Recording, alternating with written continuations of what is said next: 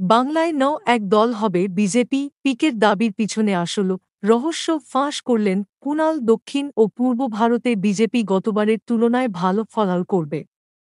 লোকসভা ভোটে বাংলায় সর্বোচ্চ আসন লাভ করবে বিজেপি। পিটিআইকে দেওয়া সাক্ষাৎকারে সম্প্রতি এই ভবিষ্যদ্বাণী করেছেন প্রশান্ত কিশোর। তা নিয়েই এখন কার্যত চর্চার ঝড় উঠে গিয়েছে বঙ্গ রাজনীতির আঙিনায়। এদিকে এই প্রশান্ত কিশোরই গত বিধানসভা নির্বাচনে তৃণমূলের পরামর্শদাতার কাজ করেছিলেন। সেই পিকের মুখে বিজেপির বঙ্গ জয়ের কথা শোনা যেতেই তেলেবেগুনে জ্বলে উঠলেন তৃণমূল নেতা কুণাল ঘোষ। রীতিমতো কটাক্ষের সুরে বললেন, ও তো আসলে গায়ে মানে না আপনি মডুল। কুণালের দাবি, বিজেপিকে তেল দিতেই এসব বলছেন পিকে। এদিকে পিকের মতে, দক্ষিণ ও পূর্ব ভারতে সংগঠন বিস্তারের জন্য বছরের পর বছর ধরে পরিশ্রম করেছে পদ্ম শিবির। এবার সেই পরিশ্রমের ফসল ঘরে আসতে পারে। পিটিআইকে দেওয়া সাক্ষাৎকারে স্পষ্টতই বলেছেন, আমার মনে হচ্ছে এবার বিজেপি পশ্চিমবঙ্গ থেকে ১ নম্বর দল হিসেবে উঠে আসতে পারে। যদিও টিভি নয় বাংলা ডিজিটালের ডেপুটি এডিটর নির্ণয় ভট্টাচার্যকে দেওয়া এক্সক্লুসিভ সাক্ষাৎকারে কুণাল বলছেন, উনি শুধু পরামর্শদাতা থাকলে এসব ভুলভাল কথা বলতেন না। কিন্তু ওনার রাজনৈতিক নেতা হওয়ার উচ্চাশা জাগল। ফলে উনি দল করে গেলেন। হালে পানি পাচ্ছেন না।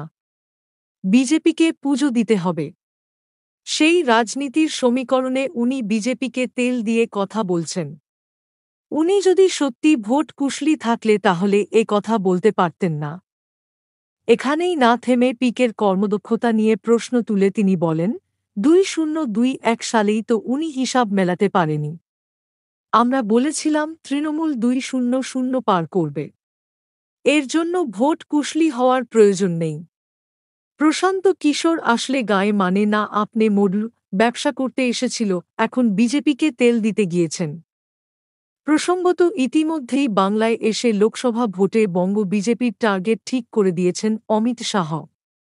পদ্ম শিবিরের একটা বড় অংশের দাবি, তারা ৩-০ এর বেশি আসন পাবেন বাংলার বুকে। এদিন কুণাল আবার দাবি করেন তৃণমূল সর্বোচ্চ আসন পাবে।